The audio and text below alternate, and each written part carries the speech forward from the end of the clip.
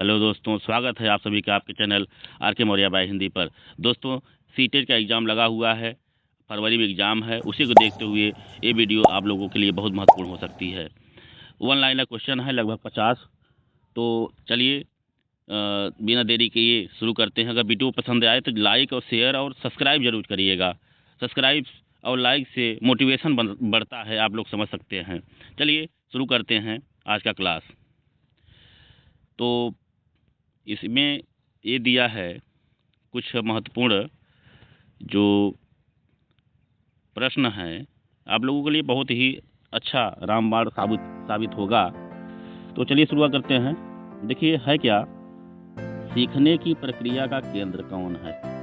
तो सीखने की प्रक्रिया का केंद्र हमेशा विद्यार्थी होता है, आपको ध्यान रखना है। पियाजे के अनुसार 11+ अवस्था कहलाती है औपचारिक संक्रियात्मक अवस्था, यानी जो किशोरावस्था होती है।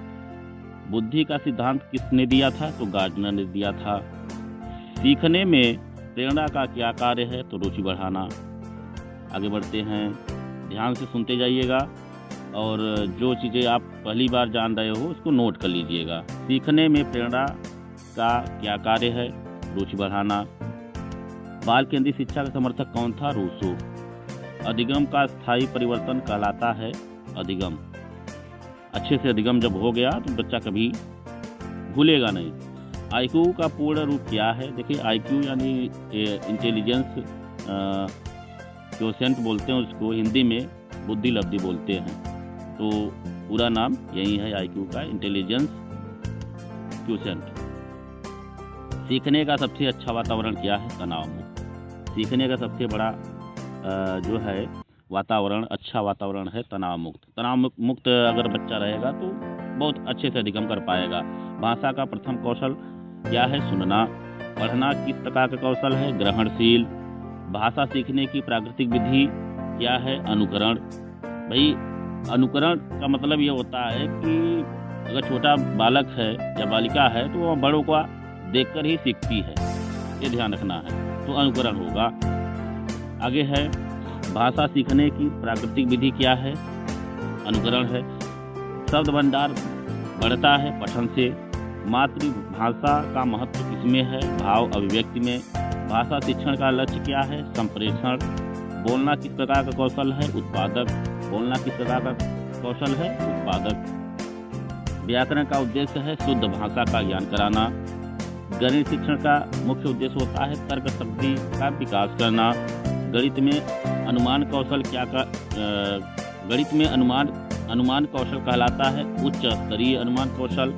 गणित डर का कारण क्या है? तो रटंत विधि। देखिए रटंत विद्या जहाँ तक है वो डर का कारण ही होता है, पता नहीं याद होगा कि नहीं होगा।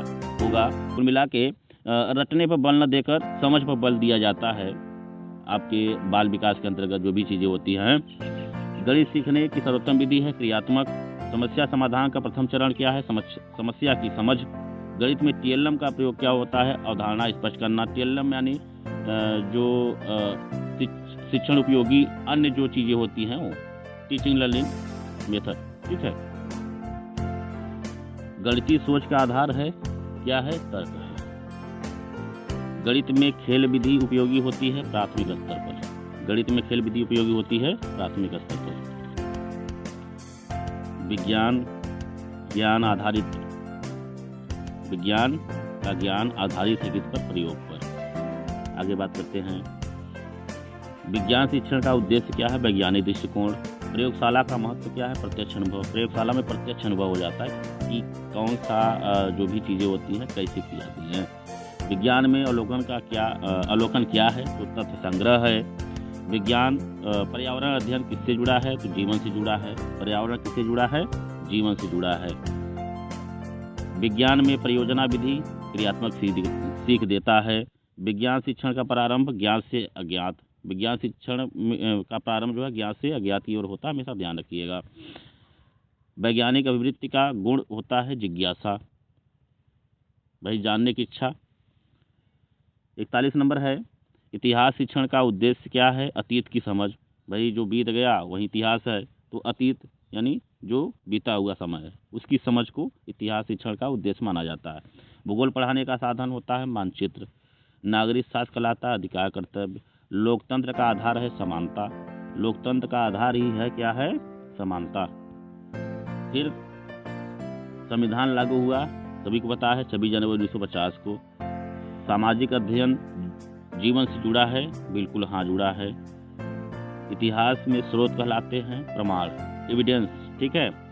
SST में वाद विवाद विधि जो है किस पर आधारित है, तो विचार विकास पर, विचार विकास पर आधारित। तो ये थे लगभग में 50 क्वेश्चन जो आपके परीक्षाओं के लिए बहुत ही उपयोगी है।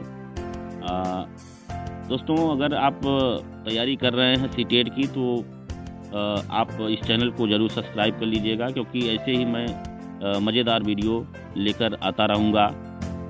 आप लोग अगर एक चीज़ मैं और बताना चाहता हूँ, आप लोग अगर हिंदी की तैयारी अगर करना चाहते हैं अच्छे ढंग से, हिंदी व्याकरण और हिंदी साहित्य का इतिहास से रिलेटेड जो भी चीज़ें हैं वो अगर आप अच्छे से जानना चाहते हैं तो आप इस चैनल को ज़रूर सब्सक्राइब कर लीजिएगा। तो इस चैनल के माध्यम से हम विभिन्न परीक्षाओं की तैयारी भी कराएंगे। तो उसके लिए आपको ध्यान ये रखना है कि अगर सब्सक्राइब किए रहेंगे तो वीडियो तुरंत आपके पास पहुंच जाएगी। वीडियो में आज के लिए बस इतना ही। मिलते हैं अगली वीडियो में, तब तक के लिए धन्यवाद। जय हिंद।